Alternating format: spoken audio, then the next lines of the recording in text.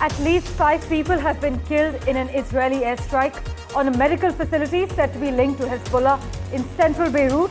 Israel, meanwhile, has continued its push into Lebanon with multiple clashes reported between Hezbollah and the Israel Defense Forces. And according to a report, Iran's supreme leader, Mr. Khamenei, warned Hezbollah leader Nasrallah to flee Lebanon just days before he was killed in an Israeli strike. In response to Iran's missile strike on Israel, the United States and G7 are contemplating new sanctions. US President Joe Biden discussed the situation with the G7 leaders.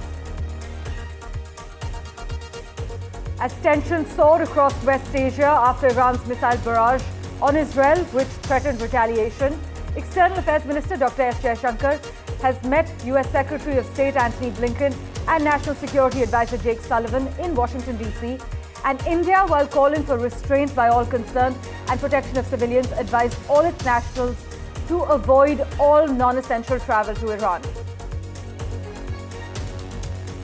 Israel's foreign minister has said that he was barring UN Secretary General Antonio Guterres from entering the country because he had not unequivocally condemned Iran's missile attack on Israel.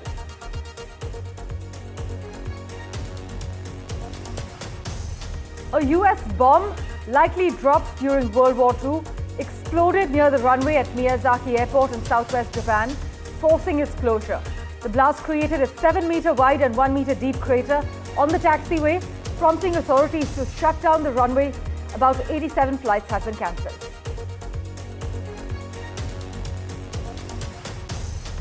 The startup behind ChatGPT, which is reportedly planning to become a for-profit business, is now valued on par with Uber.